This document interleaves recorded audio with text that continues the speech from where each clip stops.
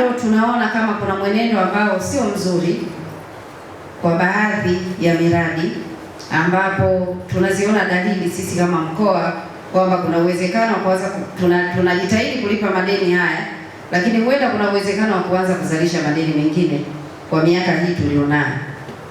Sasa jambo hilo halifai. Niendelee kuelekeza tena taasisi zote za umma zikiwemo halmashauri, ofisi ya katibu tawala mkoa, taasisi za umma, msizalishe madeni.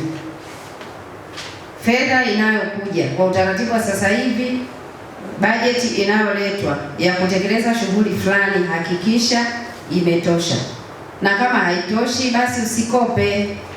Ni bora ufanye kazi iishie mahali fulani kuliko kwenda kuzalisha deni ambalo wala huna uhakika kwamba deni hilo litalipwa mwaka gani.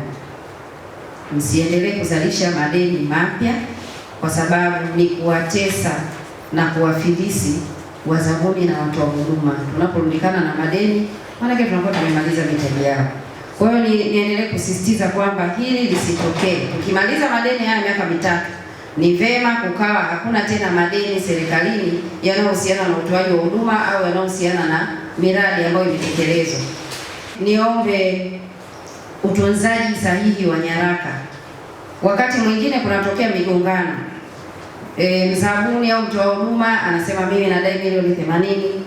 Ukienda kwenye halmashauri au kwenye taasisi wanasema hizo nyaraka hazipo, na kama anazo yeye alete, na unakuta na yeye hana au ziko nusu nusu. Mwingine anasema nilizipeleka zilichukuliwa, mwingine anasema nilipeleka TAKUKURU hazikurudi. Kunakuwa na lugha mbalimbali zinazohusiana na kutokuwepo kwa nyaraka zinazohusiana na madeni. Niombe pande zote mbili, upande wa zabuni pamoja na watu wa huduma, kwa yale mambo au tuseme shughuli zinazohusiana na nyaraka ngumu hadi kopi, hakikisha unatunza nyaraka zako wewe mwenyewe.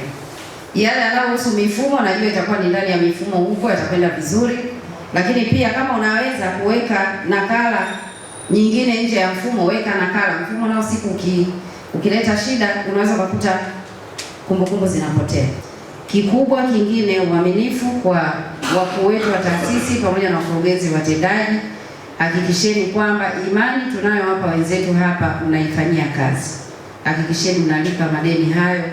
Mwaka 2026-27 tumekusudia kwamba uwe mwaka wa kumaliza madeni yote ya nyuma, basi iwe namna hiyo.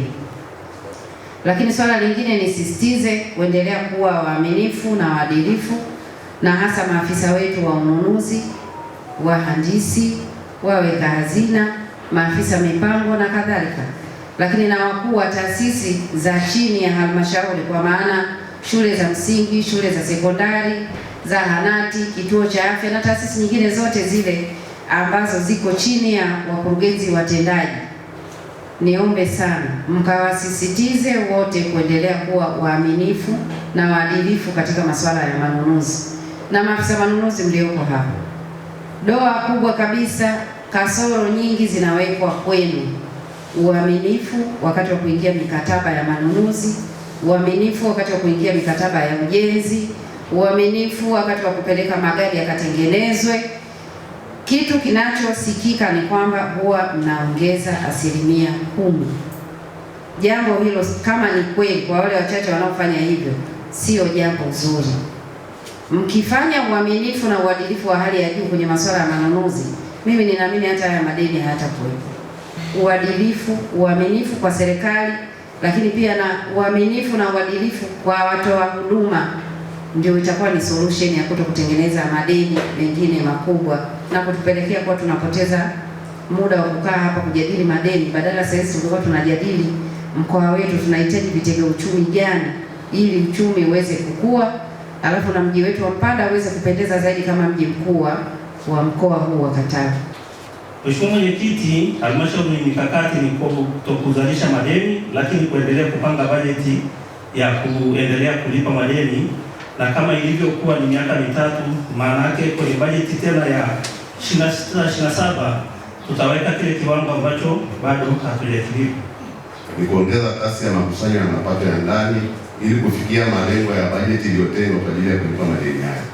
Lakini vile vile kwa robo ya tatu, kwa maana kuanzia Januari mpaka Machi 2025 zimetengwa shilingi milioni 80 kwa ajili ya kuendelea kupunguza kwa maana ya kijenga shilingi milioni 150, lakini pia robo ya 4 kwa maana ya Aprili Juni tunategemea kwamba kwa sababu bajeti yetu iko favorable za malizia